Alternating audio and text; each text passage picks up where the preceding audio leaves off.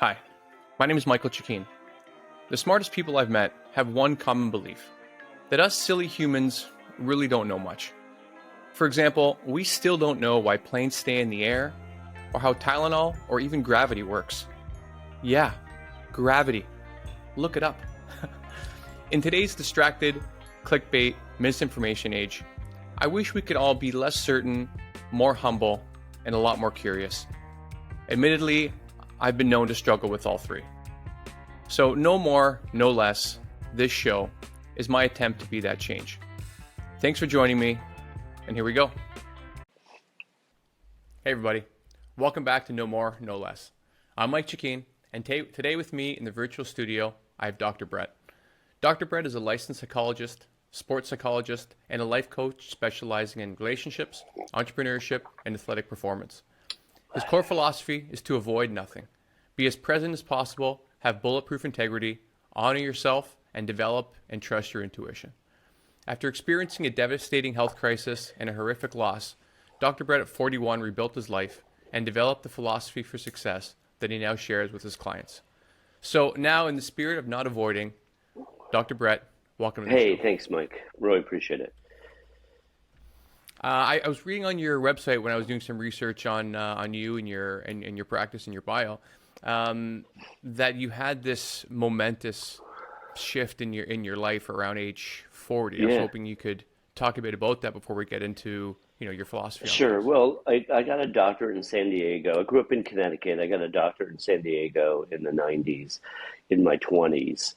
After working in business in New York City for a couple of years, I did a 5-year program, did a residency in San Diego. They cut the residency, so I wound up in Connecticut where I grew up.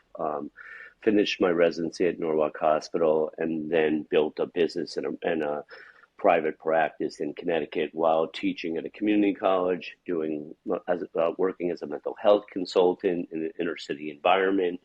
And so I built this practice. I helped over the next 10 years, all through my 30s. I helped thousands and thousands of people in the burbs. And, I was good at it. I was good at psychology. I was good at helping people, but it didn't really lead to happiness. And so at 40, I unhooked my life. This is like 17 years before COVID. And I put my business on the phone and I traveled. And I was dating an opera singer at the time. And we started the journey in Pensacola, Florida, with my dog Tuck. I had a Labradoodle at the time. And both of us eventually left Pensacola and made our way to Santa Fe, New Mexico, where I had a spiritual guide coach type mentor that I had been talking to on the phone for several years. And I wound up staying in Santa Fe with Tuck, and we met a girl through a retreat that lived in Boulder, and then we had a deep friendship and a relationship eventually. But that woman eventually put me on to another coach because I was ready for somebody different. And that person turned out to be someone who was pretty irresponsible. What I often playfully say is there are 8 billion people on this planet, roughly, Michael, and maybe 8,000 have pretty powerful gifts, gifts that are hard to understand. But this guy was a spiritual master type, and he raised the kundalini at the base of my spine, something that a lot of people don't understand. But ultimately, I wound up with kundalini damage, which is pretty esoteric, but this psychiatrist in, I believe he's in Arizona. He's older now. Dr. Gabriel Cousins wrote this book, Spiritual Nutrition, 600 pages. It's impossible to read. But the first 100 are about this guy's enlightenment journey. And so years later, after the devastation and crushing of my life, which I'll talk about in a second, I found out that I had this thing called kundalini damage. What it ultimately turned out was I couldn't sleep for 3 months twice. And when I say I couldn't sleep, I didn't go more than an hour a night for 3 months, but I went weeks without even minutes. And the most I slept was 20 minutes to an hour for 3 months. And it happened 2 falls in a row. The first one I survived by meditating 6, 7, 8 hours a night. The second one I barely survived, and as a result of that, I had to come back to Connecticut and start over. But in that downward spiral that I went through, what I call a death spiral, I lost my entire business, which was a huge part of my self-esteem because I was so good at helping people. I lost the woman because I had to let her go. I just felt so devastated as a male. I lost most of my assets, and I lost my health, like my physical health and my mental health. And then, I was suicidally depressed. Traditional pathways, psychiatry didn't understand what I experienced. And so not only were they not helpful, but in some ways, from my perspective, 16 years later, they caused a lot of harm. And I met this 24-year-old kid that was like a former drug dealer. He went clean and we became good friends. And he would drop me off at people's offices after spending a summer completely frozen in fear and anxiety and depression. And I would go in and meet strangers for a coffee, what I call a coffee, breakfast, lunch, dinner, or an actual coffee. And what I playfully say is that 1 out of 10 of those strangers became a client, friend, or lover. And within a year, I built the business back and I started over back in Connecticut. And then I moved to LA because it was a much better creative environment to write. I wanted to write the story. But I never wound up publishing that 835-page first draft that I wound up having professionally edited down to like 430 pages or something.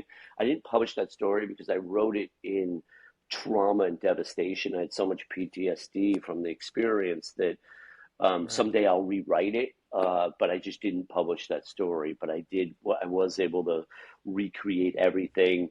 I did it sick as a dog. Like I wouldn't share with people, the extent to which I was physically and emotionally devastated. I would just get as present as possible as I could in front of people, and then go take a nap afterwards. And I did 10, 15, 20 of those a week for a year.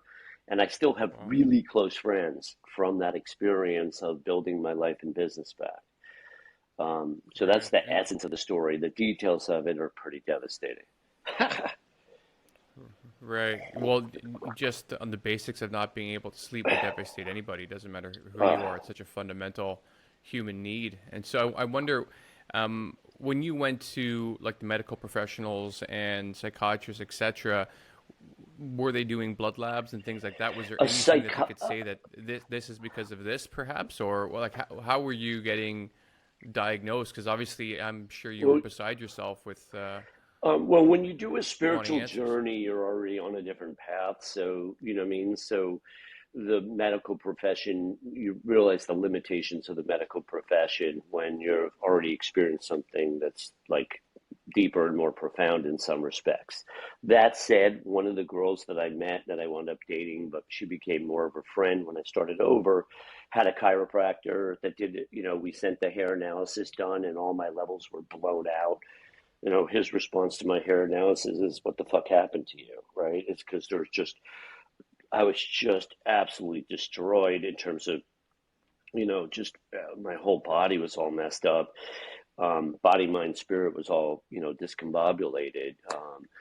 And so the chronic fatigue that I had probably lasted 2 or 3 years. I had it pretty bad. Once I got through the anxiety and depression by basically being a hardcore male and recreating myself, because when you lose everything, you have two choices. You either commit suicide, more or less, you have two choices. You either commit suicide or you get back in the game. And I chose to get back in the game, in part because, like meeting this kid really helped. He couldn't, he was such he's still a friend, 17 years later as well, but he was so like odd at the time because coming from his background, he couldn't get in front of people. So I realized that pretty quickly. He has to drop me off and I got to go in and meet the people because if he did it with me, he looked like a mobster or something. He just looked too weird. Right. So, Right. but yeah, I had the hair analysis done. I had all the levels checked or whatever. The physicians I didn't trust anymore because when I was 40, I went and got a physical, and that's that's part of what happened in the second death spiral was where, I told this MD that I hadn't slept in a month, and he freaked out and started trying me on meds, and my system, after all this Kundalini work and spiritual work, couldn't handle it. And so it actually created a snowball. And then that snowball just got Right. worse and worse and worse. So I'm not saying that there aren't two or three, MDs in 10 or one or two in 10 that probably could have had value. I just didn't find those. So I had to sort of figure out the healing journey more or less on my own because the paths that I For sure. chose, not consciously or whatever, the ones I gravitated towards didn't help. They actually caused harm, like I Right. said. And when you're talking about spiritual journeys, are you talking about like psychedelics Yeah, and things along so those that's lines, the or projection, right? The projection is, well, you must have done fucking drugs or something, right? And when Kundalini is a type of psychic energy that you can't prove, but if you've ever listened to a Sadhguru type or Paramahansa Yogananda, autobiography of a yogi, the yogis all sure? understand this. It's energy that's coiled at the base of the spine that if you unleash it prematurely or the system isn't ready for it, it'll cause some kind of damage. And that's what happened to me. There are people out there that are probably died or wound up in, psychiatric hospitals from what I experienced. At 40, I was still pretty resilient genetically. What I survived was pretty, pretty, pretty awful, right? I call it, look, I Right. wasn't in a prisoner of war camp and being physically tortured, but I mean, when you can't sleep for months, it is a form of torture. It's like, yeah, the way Absolutely. I describe it is every night you go to jail and the jailer beats you till morning, right? And the reason why is because the anticipatory anxiety before bed gets so overwhelming because you have no chance of sleeping. Um, Right. Oh, yeah. right. So So even the idea of going to bed creates its own anxiety because you o- realize you're about to step into a overwhelming, solitary yeah, confinement. overwhelming anxiety. Like it's so. So one of the things, look, I don't specialize in clinical psychology anymore, right? I do this sort of cool hybrid of life coaching, business coaching, and sports psychology. But it doesn't matter what a client, I don't use the word patient, has experienced. There's a really good chance I've experienced something more extreme. I don't work with like, clinically impaired people anymore because I really enjoy the athletes and the entrepreneurs. I enjoy the commitment to excellence that you get with top athletes. And I also enjoy the Right. toughness, right? What I've gone through in my lifetime has been pretty tough. There are other themes here. Part of like, at 40, I was still kind of unconsciously hooked into the need to suffer based on how I was raised. And so I didn't stop the Okay. Kundalini work. And so that's part of how I wound up so devastated. I definitely played a huge role in it by not backing away. But there were other factors too. Sabotage can come from within and without. It doesn't always, so it's a complicated dynamic. Sure. Yeah, I like because you can, at least I get the idea that how you speak about things is that you kind of lean on your past practicing, but also in like the in psychiatry, but also in the new things you've learned in the spiritual world, knowing that where these things might come from. It could be from someone having trauma in their childhood, but it could also be the spiritual journey that they need to go down and what comes out through that. Is that what you're Well, they finding? call You're that, trying to meld look, these I two mean, I worlds? don't, the athletes, most of them aren't on spiritual journeys, and the entrepreneurs I work with, I do have a head trader for a hedge fund that's sort of he's a 1 in 100,000. He is on a little bit of a spiritual journey, so it's kind of Right. fascinating that I'm coaching somebody that is in a very traditional world that has something different about him. Um, but but Right. but but in general, I'm not necessarily, I'm teaching people how to be proactive motherfuckers. A lot of what happened to me was just, an unconscious need to suffer based on how I was raised, and we can talk about that more later if you want. But Sure. part of it, was also just the inability to sort of like back off. Like, I mean? It's like I just, they're just, if I look back on the whole thing, I just needed like to just take 6 months and say fuck you to everybody. Like, you know, and I didn't do it because Right. without the experience. So I'm armed to the teeth. I call it giant fangs here. When I'm coaching and guiding, like, I just have so much life experience, and that's part of what makes you good, because there are a lot of doctor types out there that are, trying to help people and they mean well, but they don't have the life experience. I had the 30 girlfriends before I got married.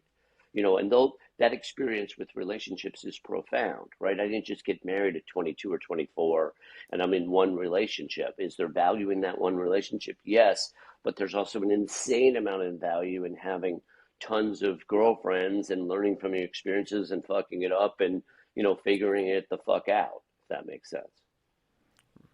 Right. Yeah, it makes a lot of sense because I think it depends profoundly, like you kind of alluded to, the environment that you come from. Like I think, I have a few friends who, at their weddings, a bunch of our friends met this one guy's family, and we're like, oh, is that what a healthy relationship's supposed to look like?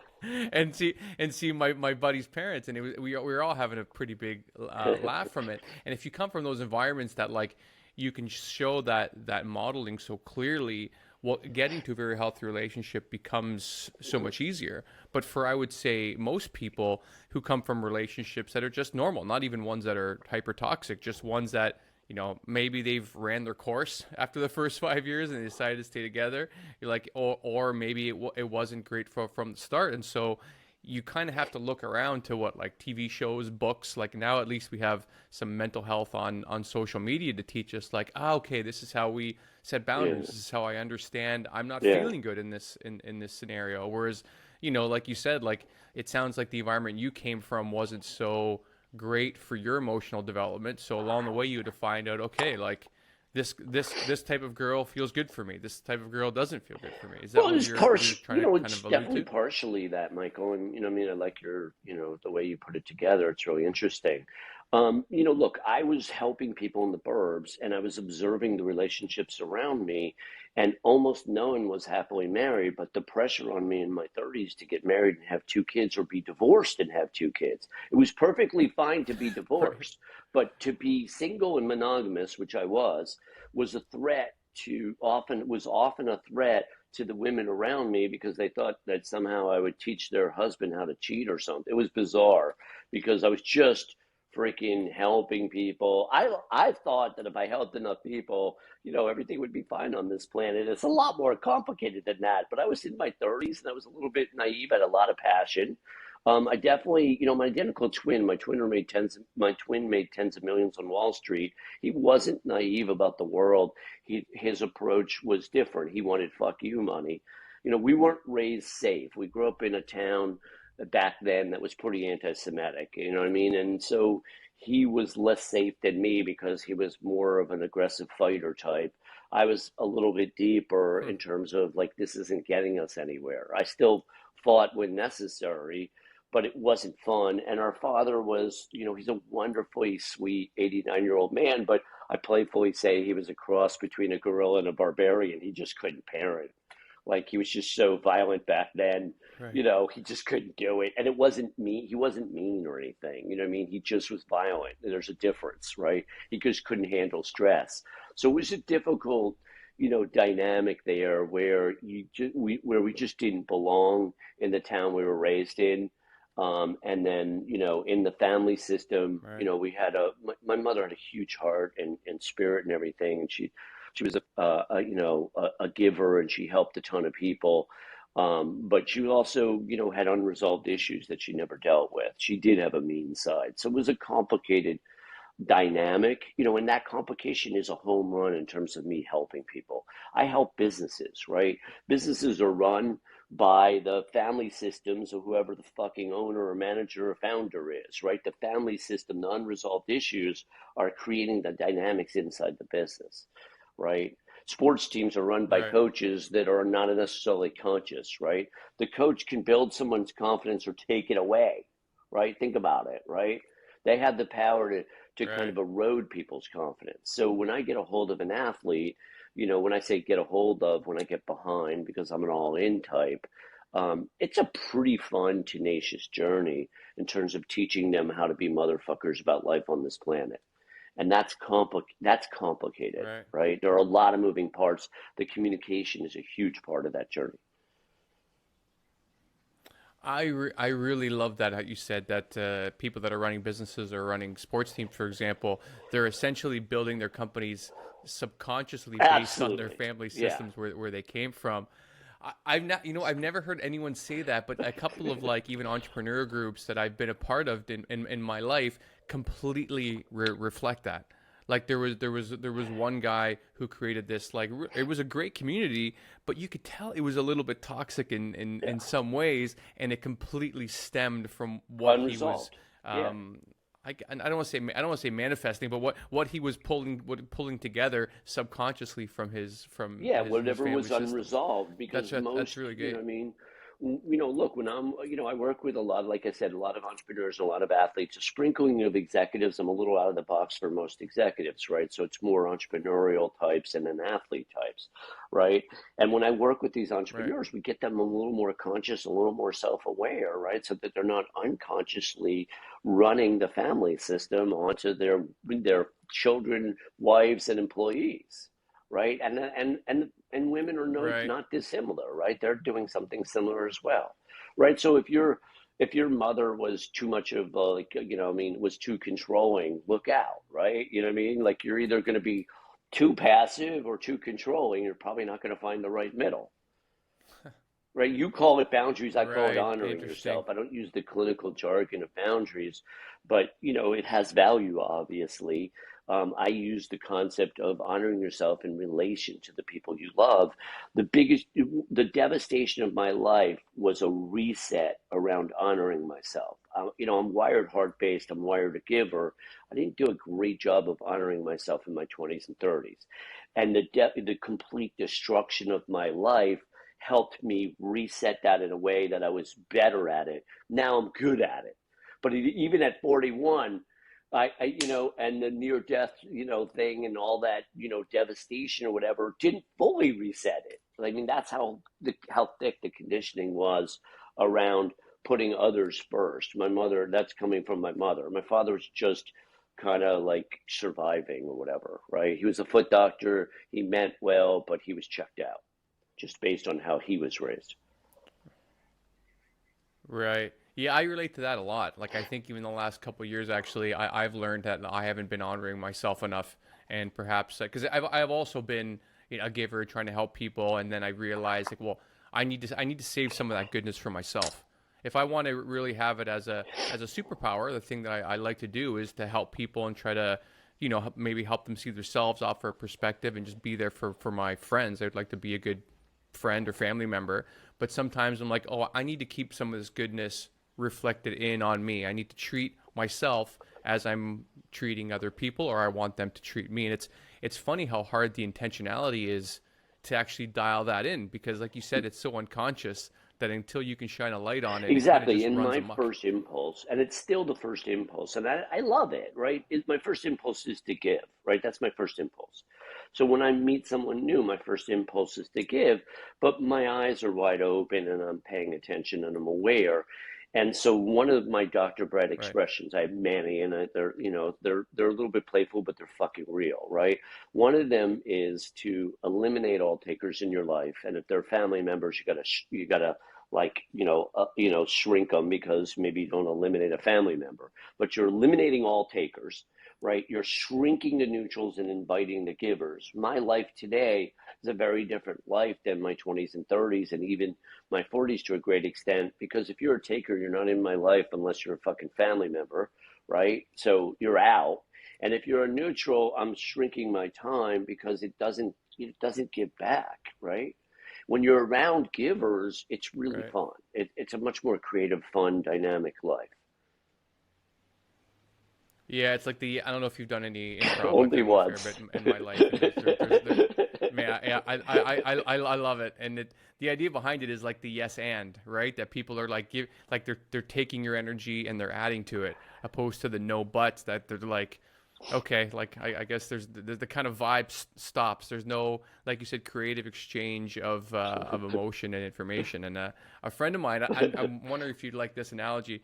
Me and a buddy a long time ago, we developed something called the plus one minus one system for people that we have in our lives. Because like if you think about anyone in your life, family member, friends, etc., you can really like just close your eyes and think, is this person a plus one or minus one?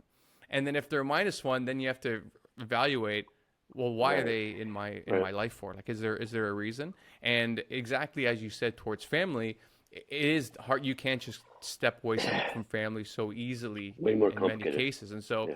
if you have right, way more complicated. And so if you have like a minus one family member that is not easy to extricate from your life, then the best you can Yeah. do is bring them to zero.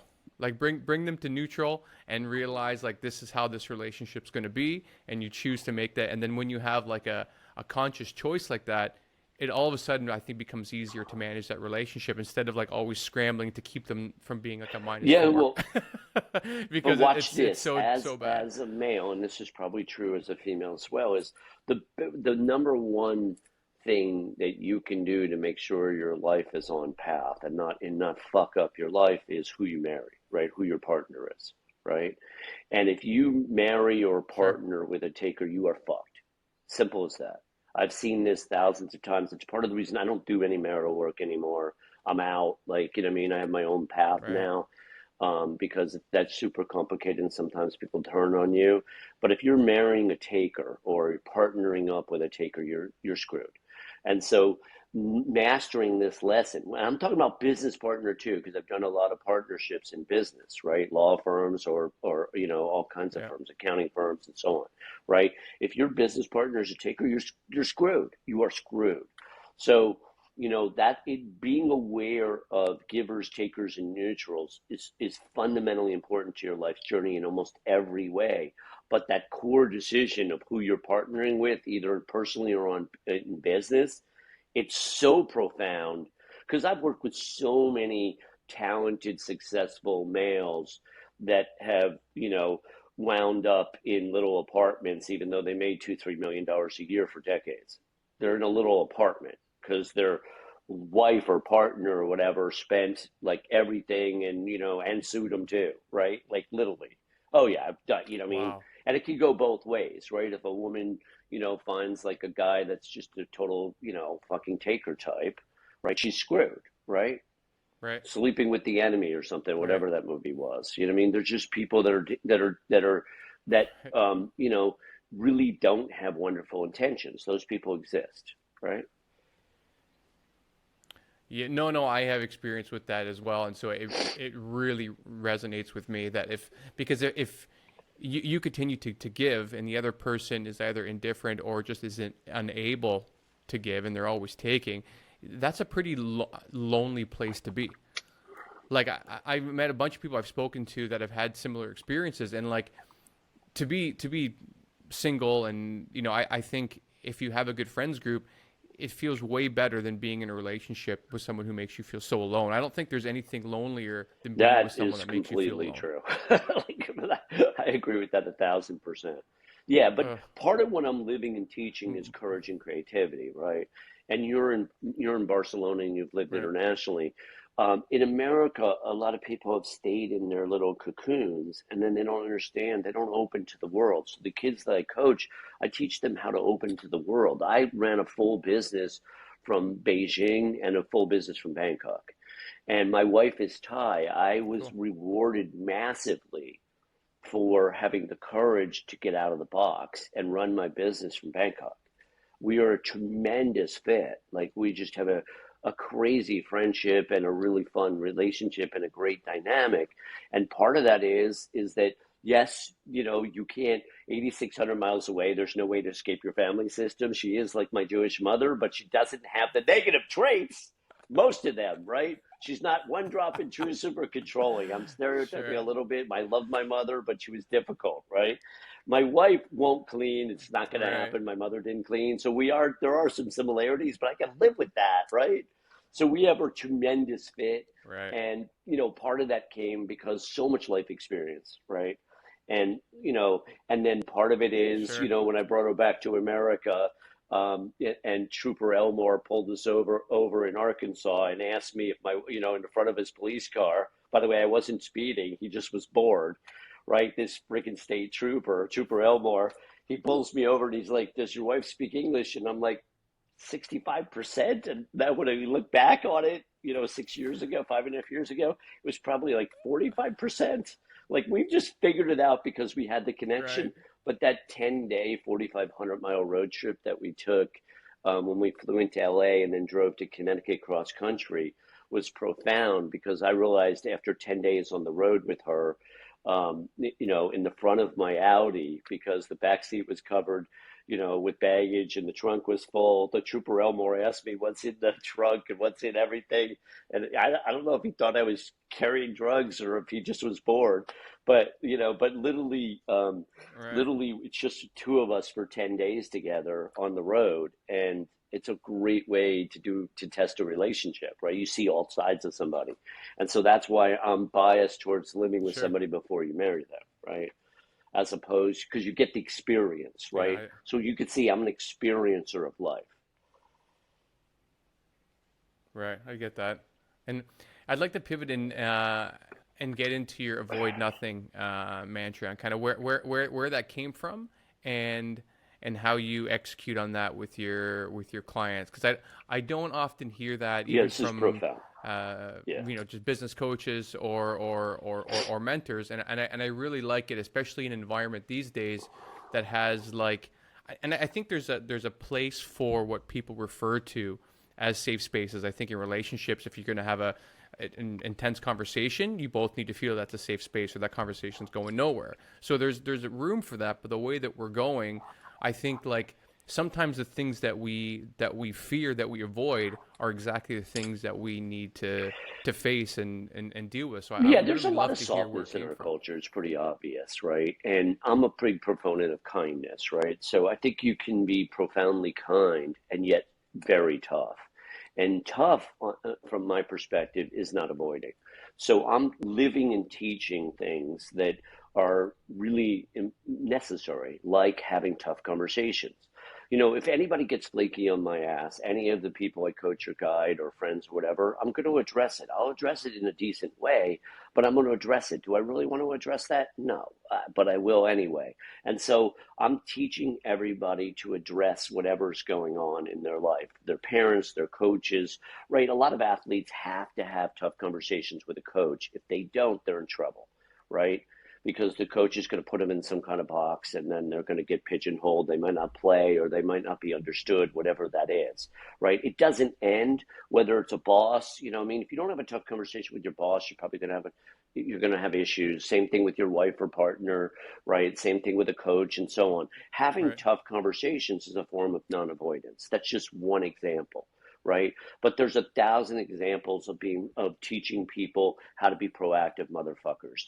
There's not an area of my life where I'm passive. I just don't live in passivity. Because one of my other playful Dr. Bredisms is passive people fry like bugs in a bug zapper. We live on a planet that responds to proactivity, right? And so when you get passive, you Right. are going to have a problem, right? Someone will take advantage of you when you're passive. And so we're learning to live straight up and we're learning to not avoid. And there's power in that. Now, will you occasionally get punched in the face? The answer is yes. One or two times out of 10, the coach will get nasty, or your brother or sister or parents or somebody will get very nasty, very defensive, very nasty, or very mean. That'll happen one or two out of 10 times. So what? You're going to get the information you need. So the other metaphor there is like a sonar pulse. Did you ever see that movie, The Hunt for Red October? Yeah. So yeah. Yeah. So Sean Long time ago. Connery or whatever, and what's it? Alec Baldwin, I think, was in Hunt for Red October. But the metaphor is you send out the active sonar pulse, it bounces off the enemy sub, gives away your position, but you don't fucking care. So that's what happens when you have a tough conversation. You are giving away your position, but so what? You're getting much more information. You know where the other sub is. What are most people doing? They're afraid to send out that Right. active sonar pulse because they don't want to give away their position. And so they're not going to get the information they need to make better decisions. I'm teaching everybody to make better decisions by getting more Right. information. You can't, if a coach is never going to play you, right? I've worked with a lot of D1 athletes and some pros. If a coach is never going to fucking play you got to have a tough conversation with that coach because you want to find out if you're not going to play. Because then you've got to transfer. Because if you're sitting Right. on that bench and you're a good athlete and you're on the bench, you are going to be miserable. So, yeah. Right. I Yeah. I want to clarify one thing you mentioned. How you said that if you're having these conversations that you need to have, and you're avoiding, for example, one or two out of 10 times the person you're discussing might be nasty. And I think because I think you're also saying that you don't have to have these conversations aggressively. You can show up at these conversations and have them in a very like respectful, kind place. But regardless, if you're giving someone feedback for where you're honoring yourself, then they might still get nasty Yeah, so because of that's who a they high are. Is talent. that right? That's a high skill set on your part, pal. That was a perfect All summary. right. I don't know what it's like. Still probably 5:30 in the morning, and my coffee's kicked in, so I think I'm good. But no, you just did an amazing summary. That's perfect. I literally, you could switch All sides, right. and Cheers. you just say that because that was probably better than I said it. That was fabulous. Yeah, fabulous. Perfect Well, summary.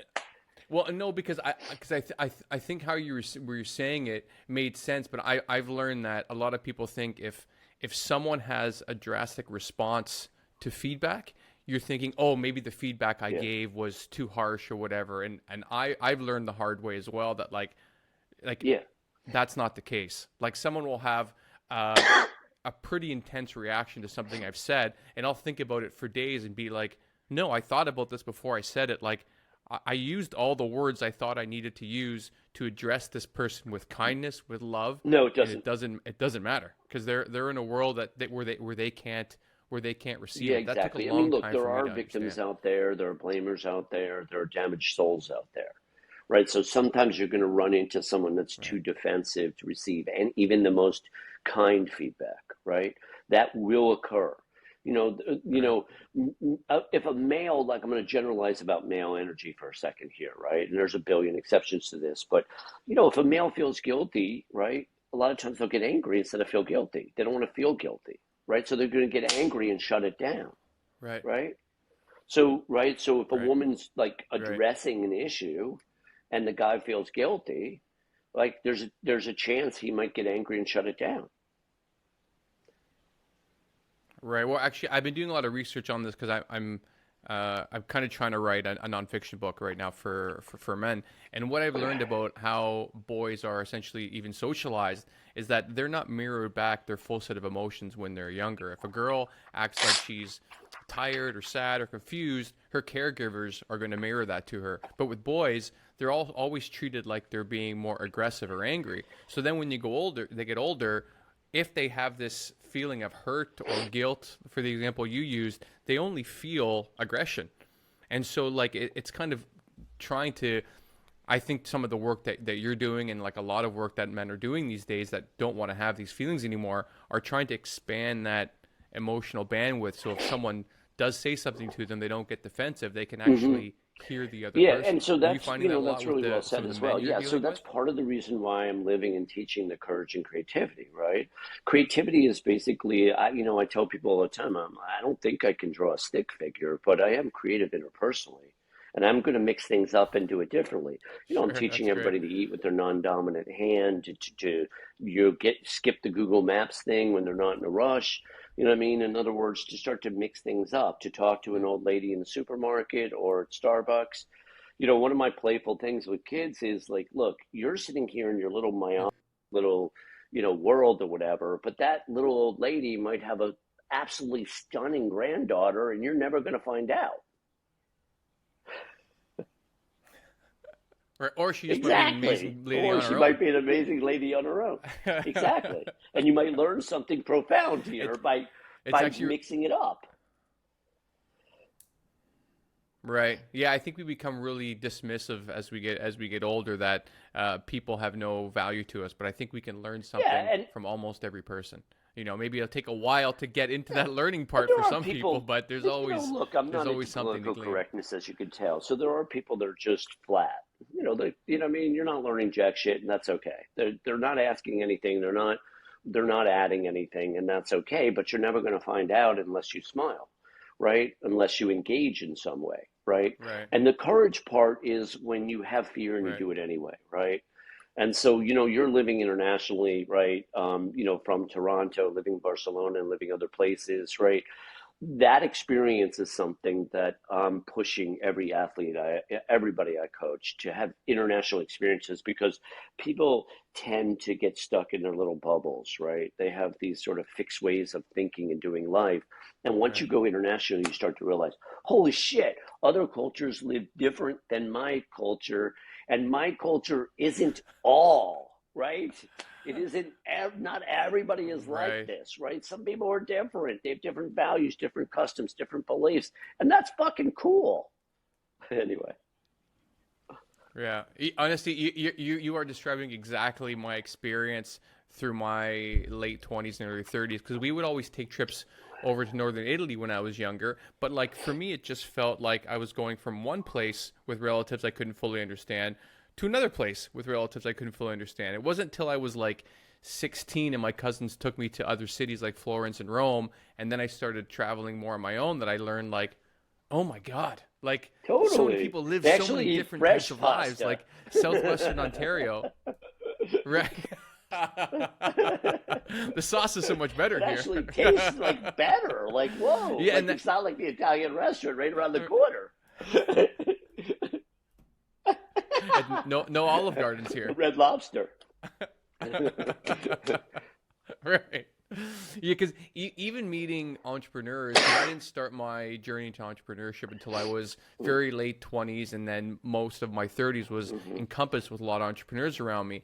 And just hearing how a lot of these people, the first wave of like the location independent Right. digital nomad sort of people, were living different lives, was blowing the back of my head off every other day. Like, oh my Yeah. God, you figured out how to do this and you live there and like, and I think that's a really amazing gift that you can give to your clients and athletes, to kind of take them outside of themselves, to be like, listen, you can do things way differently than you're doing them now, and just Well, opening up, I'm I guess, also doing it. unlocking Yes, I'm well that said, and I'm concept. doing Does it that help? experientially, right? Kids come down. We have a guest suite. Sometimes they stay with us for 2 or 3 nights. You know what I mean? So we're doing it experientially here, right? Because I've lived it. I'm teaching them Cool. how to live it. If you don't live it, you don't know how to teach it, really, right? You might have read it. I didn't read it in a book, right? Right. Running my life from Beijing was ridiculously hard. Like, it's freaking China, and learning Chinese at 50 is just, I would say, it's not quite not being able to sleep, but it is a form of torture. Like, it's so hard. And where I lived in Beijing, no one spoke any Yeah, I English. would So I imagine. felt like a 3-year-old every day for months, like a 3-year-old. Like, Right. Why did you decide to move no, there? Because of your partner? it's a little complicated. I was living in LA at the time, and my dog Tuck died. The 13 year journey I did with the Labradoodle, one where we lived all over the country together.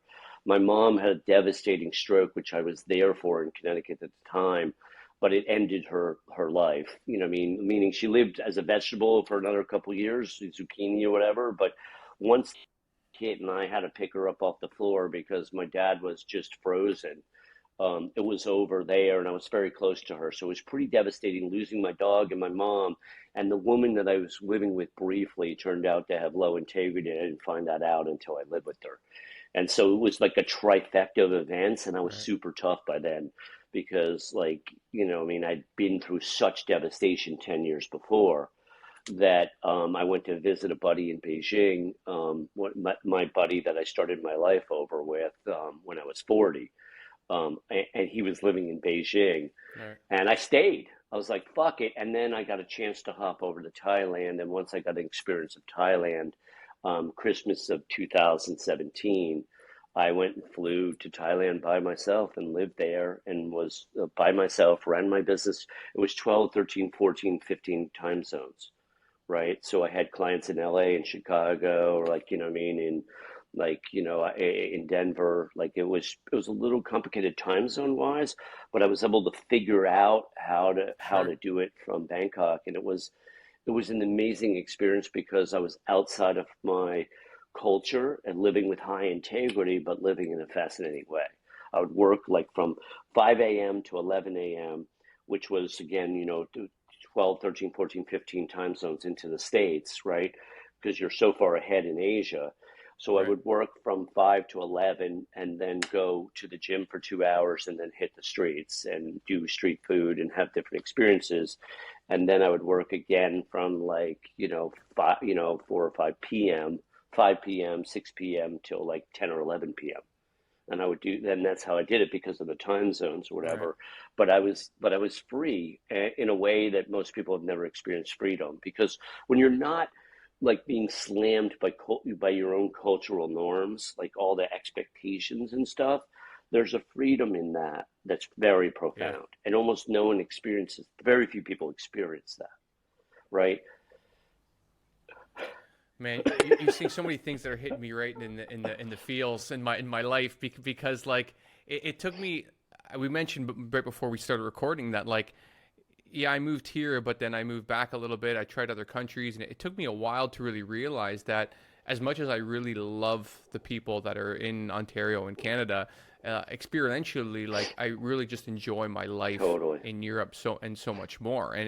But it took a while because you have all of the noise of the people that love you even in your mind, and so like to disconnect from that long enough for you to realize like, oh wait a minute, these sort of things, these aren't my voice in my head, this is their voice.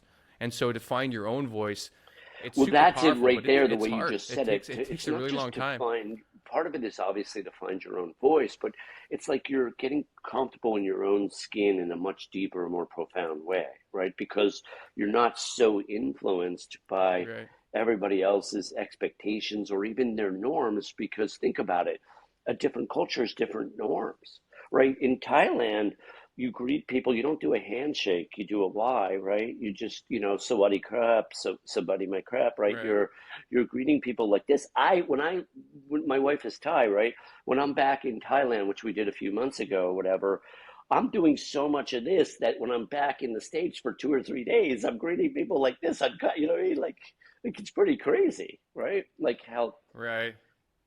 Well, in Spain, you do the two kisses, and so when I'm in Canada, I'm like, are we kissing? Are we hugging? What is it? One kiss? What can I fist bump somebody? Because I'm getting confused here. Like it Isn't that becomes a fun bit though? all Like over it's the place. So the other thing that I I do, really which my get that. buddy Tristan does in Beijing, the kid that I met in Connecticut or whatever. He's no longer a kid; he's probably 40 now, right? He was 24 at the time. I do the full on hug when I hug somebody. It's not a half or a partial hug or whatever. It's a full on crushing, right? Same. And so that's not for everybody, but I'm letting them Yeah. know I'm an all in type. Like, we're gonna do this for real. Otherwise, you know what I mean? Like, it's okay if you don't want to experience that, that's fine. We're Right. probably not gonna be best friends, right? I've had to you actually like this. I've had to indoctrinate family members into the hug. So the Northern Yeah, Italians totally. are I was they're getting more right, like totally. German Yannick Austrians, Sinner. where they're a bit of a stiff upper lip. Well, they'll do like yeah, they'll do like the handshake and the double kiss, even with like cousins or so. And so I've started like hugging the cousins I'm closest with, and I've Yeah, been we're like, doing no, the no, we're full on we're experience. doing this Yeah. now, and they even had a hard time really understanding like how this full hug worked. Like I'd go in for the hug, they'd go in for the kiss, and they would never really get it until one brother got it, and I'm like, okay, you guys, this is the example. Totally. This is how it works, and so now we have this like That's ongoing joke, but it's taken me like four I love years it. It's to get these three tenacious. I brothers love it. hugging. And also when you do the full hug, some people are like, Yeah. "Oh my God, I feel like I don't have to go to the chiropractor, right?" And like it resets their back, right? It's like, oh shit, totally. It's the all-in-one solution. Like, I yeah, feel like a better exactly. posture, You and I you feel know where loved. someone All stands when they the give same you the way. full hug, right? There's no standoffish energy. I'm basically communicating. I'm Right. just not scared interpersonally, right? I'm not afraid interpersonally. I'm Right. just not, right? I've had so many experiences, right? I Right.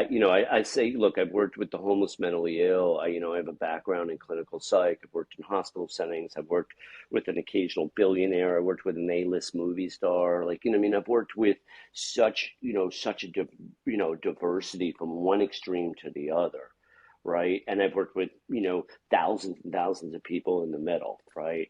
And I'm not afraid to answer any Right. question, right? I say to people, to strangers, like, you can ask me anything, right? The kids that I coach, right? Because a lot of them are scared interpersonally, right? And if you want to be a top athlete, part of the Right. training is off the field for on the field.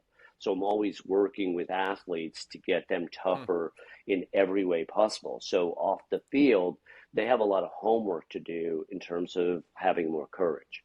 And then they get on the mound and they have less fear, right? If you can talk to a stranger when you're on the Right. mound, you're going to be a little bit better. If you're not afraid to answer anything, you can ask, literally, you can ask me anything. If it's something I'm uncomfortable with, I have the communication skills to say, I think I'm going to pass on that one, pal. Right? But for the most part, I'm not going to pass on anything because I don't give a Right. fuck. You want to judge me? That's fine. You can judge me, right? But at the end of the day, that's really going to reflect Right. upon you. That's really interesting. I would bet a lot of your clients, if they took like some improv classes, Well, would go here's hand in here's my hand with a lot of your improv class, philosophy. Michael. Because I you, have a lot of these kids take bartending classes, and then it opens up their world because right, they get out of their little freaking bubbles. They don't ever have to be a bartender, but it's like an improv class. They now meet people that are different than their investment banking profession or their law profession or whatever they're going into, right? And they have experiences where a right. 23-year-old kid is going to get hit on by a 35-year-old woman who's getting a divorce or cheating on her husband. So they're going to have experiences that are different. Yikes. Right. Well, and Well, not it depends necessarily how you great, but define different. great. I would say, look, if you're having experiences that are different, they're potentially great in the sense that they're teaching you things you're not going to learn in your little boxes. So it depends how you define great. But, Right. look, as long as you're not causing harm, it's probably a decent experience because you're going to learn something, right? Yeah. Yeah, that's an important line. Like as long as you don't feel like Or these someone else experiences are harm, causing you right? any harm or you're not causing any Right? harm. If, yeah. Right. Yeah. Because one of the things that I used to learn, at least doing some of these classes, these improv classes, is that like you have to really learn to listen. Like if you're in a scene, you're not listening to your partner, you will find out very quickly what a failure that scene is. And there's things about like eye contact and things like that, and it's amazing the people I've seen come out of their shell doing these. I was in Toronto doing a few classes years ago, and this one woman she joined. She was a doctor. She was Asian. You could tell she was like as tightly wound as they came, and that's why she wanted to take the class. And we did classes together over like 3 or 4 years. And she was a different person at the end of that fourth year. Like she was making jokes she wouldn't even consider when she first showed up. So it's cool that you probably see the same thing in your clients, that they evolve Well, yeah, over for sure, time but to I'm going to open push up a them little bit. pretty hard, right? And that's part of the reason to have different experiences. What's cool about the improv thing, and I only did it once when I lived in LA. I took an improv class just once. It was like an intro to improv or whatever. And I was naturally decent at it Right. until I got tired. And then I was a retard, like total idiot, right? Like just, excuse my impolitically correct word there, but I was just a complete idiot when I got overtired, right? Because I lost my ability, right, Right. to just stay in the moment, right? A lot of Yeah. improv is, you know a lot Right. more than I do, but a lot of it's just being so in the moment. A lot of life is, Right. right? Yeah. You nailed it. And even like when you join one of those classes, it's funny because there's people from so many different walks of life that would never be in the same room together otherwise, especially if you're like in a professional city like Toronto or Los Angeles, where you have Totally, like bankers, real estate agents, but you also have all these totally. creatives and eclectic sort of people, and you always have at least one person in the class that's completely off their rocker, which kind of adds to the flavor of I the mean, that's a of metaphor the with the moment. But bartending too, I right? was It's wondering, do you again, have it's any? so different from their normal reality. Sure. Right. Oh, Well, okay, perfect. I'm There a you huge go. fan of the movie Cocktail. So taking Oh, a it's such a bartender class no-brainer for a sounds kid that's a sounds little great. A bit little shy hippie that shake. needs to make some money so that his parents don't control him so much. Yeah. Wow. Yeah, Financial it's really, that's freedom that's an is element a I part of never it thought too. of as well. But Because think about it. One of the kids that I coach, like, he graduated from a prestigious business school and he wanted to become an entrepreneur and a musician and everything. And he's bartending, making $1,500 a week in 2 8-hour shifts a week. His buddies are making similar whoa. money and they're all miserable in corporate America and they're drinking like fish on the weekends. He's sitting there creating and designing a life. I've been guiding him for a long time, making, $1,500 a week in 2 shifts. Chicago, but Wow. Where is he but you working to could make make that sort of money? more. I mean, some people make way more than that, Wow. right? It's not even a high-end restaurant. We're close to Palm Beach here. Those bartenders are probably making $1,500 a night. I mean, I wouldn't be surprised, right? So it depends where you're Wow. bartending. Another kid I Wow, that's have is crazy. bartending lower end in Massachusetts or whatever, but he's had so many, he's not making that kind of money, maybe 400 or 500 bucks a night, which is pretty good for a 21, 2, 3 year old kid, right? 400 or 500 bucks a night. But what he's had is Right. experiences where he's developed a lot of more confidence with women. He was super shy. Right. Is it difficult for them to get out of those roles No, and go because they're find not career using paths it. No, it's afterwards? just a Because vehicle, like when you're right? It's making a that sort of vehicle to money, learn. sometimes. I'm not, turning them into bartenders. Like, if they want to be, that's fine. But, right. But what we're doing it's just a metaphor, right? It's a vehicle. I mean, like when I talk to my client base and, people that I interact with, I use a lot of metaphors. I ask people not to take me too concretely here. Just a bartending as a metaphor. It's like Right. improv. Now I'm going to start pushing some of these kids to do fucking improv. It's brilliant. Thank you. Right? Because it's a metaphor for getting out of your Right. comfort Interesting. zone, You're but it's also, in their case, some of them need to be financially independent because they're being too controlled. right. Yeah, and especially because I learned, especially if you control yourself and you can be hard on yourself, improv is even more difficult because you have to act really Yeah. silly and do things that don't make any sense. And so you have to kind of reset that mental barrier, that cognitive kind of wall that says like, don't do anything that might Exactly. have you Yeah. be judged. Well, And almost it's everybody is crazy. run by some form of guilt or shame or fear, right? And so when you're doing this improv class, you're Yeah. overcoming some of that guilt, shame, and fear, or a lot of it, depending on how long you stick with it. This Chinese doctor, the woman you're talking about, that's freaking brilliant. I'm so proud of her, like indirectly through you, because she stuck with it. How many people stick with Yeah. it? Look, I've coached thousands and Yeah. thousands and thousands of people. The vast majority don't stick with it. I tell parents all the time, if your son or daughter, if we're a fit and they stick with me, it's going to be a home run for you guys. Why? Because I'm high skill sets and all in type, right? So I know I got my end covered, Right. right? Because I'm not running a traditional business. These kids text me all the time. We debrief, right? If they have, some kind of tournament or something, or they're on the mound, we're going to debrief afterwards. Got top tennis players and golfers and baseball players, and so we're doing things that are super fun and creative and cool in a non-traditional way. Right.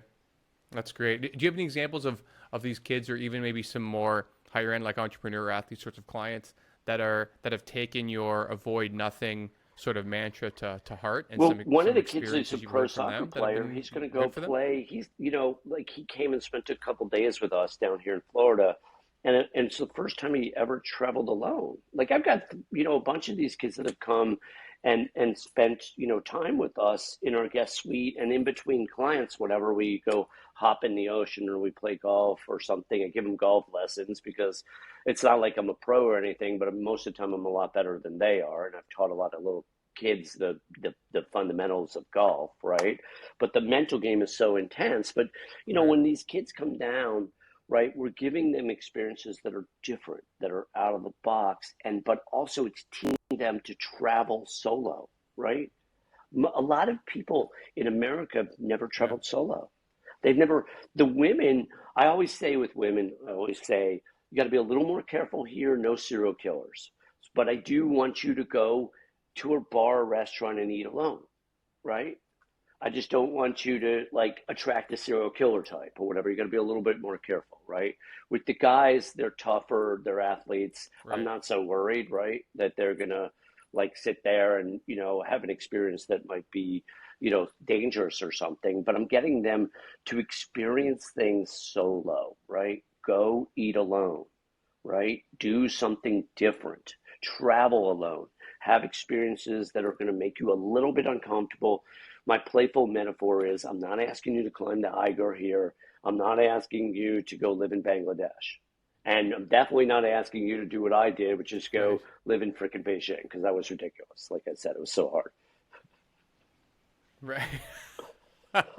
Right. You're like, go to an Totally. Applebee's, Well just said. sit in a booth by Well said. yourself. It could be even Applebee's, right? And I'm like, but I Right. will make fun of them if it is an Applebee's.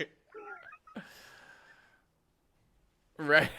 Right. And so do you use like bartending or even going to eat by your own as like a gateway in to like continually pushing their boundaries and be like, listen, just be uncomfortable. You don't feel unsafe. If you feel unsafe, that's a bad feeling. But Yeah, like, but is there like unsafe, an look, we incremental live in a culture that's gotten path? way too soft here. So when we if we use a word like unsafe, we have to qualify it to really understand it, right? I mean, a little bit out of your comfort zone might make you feel Right. unsafe, but that's okay. When serial killers, yeah, Right. I'm talking like a physical yeah, well, like physical physical unsafety. unsafety. Look, I mean, you don't want to go in the barrio or whatever, and you know what I mean, and you know what I mean, like you know what I mean, like by yourself, right? You don't want to put yourself in Right. situations that are stupid. That's different, right? What we're talking about here is Right. I eat lefty with chopsticks, right? I'm a righty, right? So that's uncomfortable, like until you get good at it, right? Try chopsticks lefty, right? First, eat lefty with a, you know what I mean? If you're a righty, eat with your non dominant hand. But then if you're not ambidextrous, the next level up is chopsticks, right? Like, in other words, this is not so easy, but it's working the other side of your brain. A lot of this stuff is neurologically based as well, right? We're working different hemispheres here. We're Right. working on stimulation neurologically because a lot of porn, a lot of these fucking habits that people have, are killing their creativity, right? It's not just, it's killing their chi, right? So if you're whacking off the porn all the time, you're killing your chi, right? And you're doing the opposite of creativity, right? Right. I had a friend years ago. It's like he met a hot girl and he had sex with her like 10 times in one weekend. And he said, and I laughed at him so hard because I'm like, if you want to do that, that's cool, but only come once or twice. And the reason I say that is you're going to kill your chi. He goes, yeah, I felt like I had the flu on Monday, right? So as a male, if you're doing things that are stupid, like jerking off all the time, and I'm playful with this, right? You're going to kill your chi, your mojo, right? And Right. so what I'm doing is the exact opposite. Is teaching people how to have creative experiences so that their chi or their mojo goes up, right? Because new stimuli is really healthy, right? When you're talking to a stranger and it goes well, that's a cool experience, right? It's stimulating, Right. right? I Your like your that. improv class when you first started Right. especially was fascinating. Then it becomes interesting for different ways as you deepen it. Right. Yeah, I would agree with that. And I guess before, I want to be respectful of your time. Like, who would be your ideal client that would come to you, and how would you say that you could, Later really this really help morning, them to give I give got them a an call from idea? a woman. The mom had a great sense of humor, and she liked me. I'm screening people, right? So I get calls from parents all the time, and she said she's got a D1 athlete. He's stuck. He's a baseball player. I grew up playing baseball. I understand the sport inside out, upside down, sideways, right? But most sports, it's all Me mental too. game stuff, so it doesn't really matter. But this kid might be fun. He literally texted me right away. I say at the end of the 20-minute intro with the parents or whatever, I said, just have your son or daughter text me and then we'll set up a session and we'll go from there. And that first session is going to be pretty intense because I'm going to take them through the fundamentals of the mental game. So meditation, mindfulness, visualization, breath work, Hmm. positive self-talk, and so on, right? It gets pretty intense. But this kid's like, wants to be a pro, right? Right. So that's potentially an ideal situation. A kid that's got God-given talent, size, speed, and so on, right? Because the D1s are bigger, stronger, faster. They just Yeah. are, right? And then some of them are good enough that they want to be pros. The question is, like someone asked me the other day, can I tell if someone's capable of being a pro? And I think so, right? Meaning, you can sense whether they have the it or not, because no matter how positive your attitude is, if you don't have the it genetically, you ain't going to be a pro. It's that ridiculous, right? At the highest levels, most of these people are just absolute genetic specimens. That said, there's a lot you can do to develop them mentally, emotionally, and spiritually. So that's where I'm going to work, is in the mental, emotional, and spiritual realms. And when, in this case, when I use the word spiritual, I'm talking about present Mm, moment time at a super high level. I'm not talking about going on a spiritual journey and fucking up your energy and almost dying, right? I'm talking about like learning how to be in the present moment, right. That's good. right? And so a lot of this mental game Right. coaching is fascinating. It's really interesting. This kid, if we mesh, I tell parents this all the time, like I said, we have to fit. If we're a fit, it's going to be a home run. If not, it breaks off really quickly because I'm successful and I don't really want to have experiences that aren't fun anymore. Right. And how does it change if you're coaching, let's Yeah, the say, an entrepreneurs are entrepreneur, for fascinating. I love example, the for entrepreneurs. like When a I was younger back in athlete? Connecticut a couple of weeks ago, these entrepreneurs that I'm coaching came from like over an hour away, stayed at the hotel that I was staying at. We did like a 2 hour session outside the hotel lobby, and then we did a 2 hour freaking dinner next door. And so we did 4 hours with the entrepreneur and his main manager, who's going to be a partner one day. And it was super awesome and super intense. And I'm working in a multifaceted level, right? We got to get their energy up. They're both, big guys that have been, not healthy. So we have to get them healthier too. I'm not going to personally take people off all the Right. meds that people are on, but I'm going to guide them on that journey to work with the MDs and whatever. But we got to get them off the meds in general, exercising, eating right. You know what I mean? So we're going to do the whole experience, meaning like intermittent fasting, all kinds of Right. stuff that's going to bring their energy up because that's part of helping them expand their business. They want to grow from, let's just say, 5 million to 20 million in sales or something. That process is complicated and there's a lot of moving parts, but the entrepreneurs have to have the energy to be able to do that. So we got to bring their energy up as part of that experience. And then we have a lot of work to do around their communication skills, right? And then, most of the owners are pretty motivated, right? So that's part of the reason why they're having the experience. But but that doesn't mean that there aren't Right. cross currents with the different managers and so on. And like we talked about earlier, people are unconsciously running businesses from their family systems. So it gets a little bit complicated, but I'm well equipped to do all those moving parts because I did a traditional 10 years of families and adolescents in the burbs, and I can see all those family dynamics that are occurring as well. So it's fascinating. But again, Right. these are guys that are ready and it's a fit, right? So if they're not ready, it's not a fit. If they're not on board fully, they know I'm going to be all in, right? So they can sense that. So it's just a question, are they ready? And then if they are, and we like each other, right? These are cool guys. I mean, the next trip we're going to fish together, right? We're going to do those 3, 4 hours on a fishing boat. This trip, the first one, right? I'm going to go back in a couple of weeks Right. again, and then they're going to come down to Florida and so on, right? Because this, yeah, yeah. Right. Well, it really sorry, I was going to say, like, it really does sound like a pretty heavy lift from your end as well. Like, you've got to redo all of their nutrition, all of their exercise habits, and then try to go through their family systems and It's a communication. ferocious beast. Like Yeah, you're doing it's a you're doing the ferocious work of 10 beast. men. But Yeah. even at 56, I still have super high energy. I mean, we eat one or two meals a day, and I meditate a lot. But I have to do a lot to work on my energy field in order to be able to sustain this.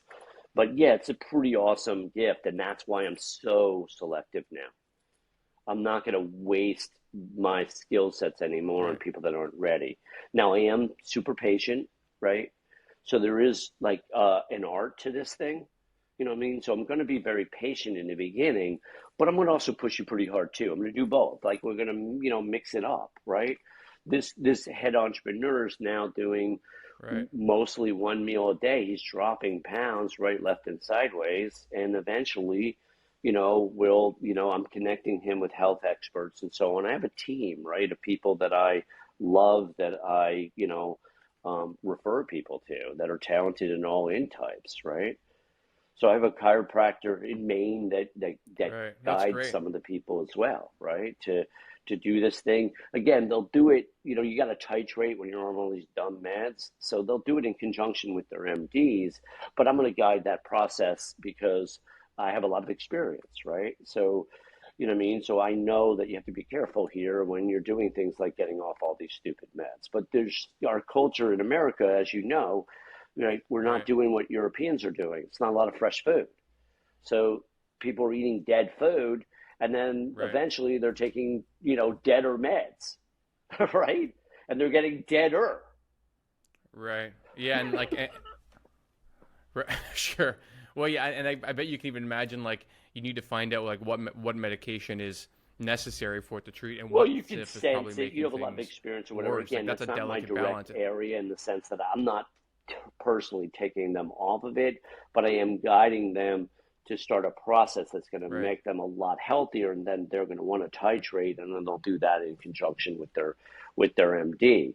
But the point is, though, I'm going to jumpstart that process Right. massively with teaching them new habits and new ways and inspiring them to create change. I love the adolescent athletes in part because working with adults is a beast. It's so much harder to get a 40 or 50-year-old to change than a 20-year-old. And so I'm totally, Yeah. Well, you're and I undoing still years of love it trauma because with adults are the more 40, 50 year old. complicated. And so there's a fascination there. But the kids are more fun because they're going to fucking move.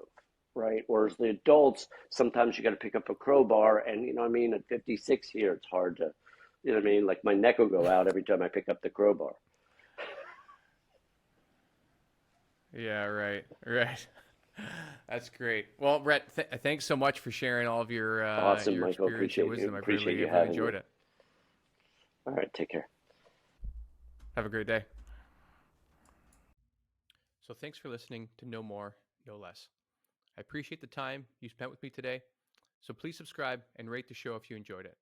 It'll help me create more amazing content and get that next little bit of validation that I so deeply crave. If you did enjoy it, well, that sucks. But to make sure, I think you should listen to my next 10 episodes and then decide. I mean, come on. Rome was not built in a day. I'm just getting warmed up here, guys. So thanks again. See you next time.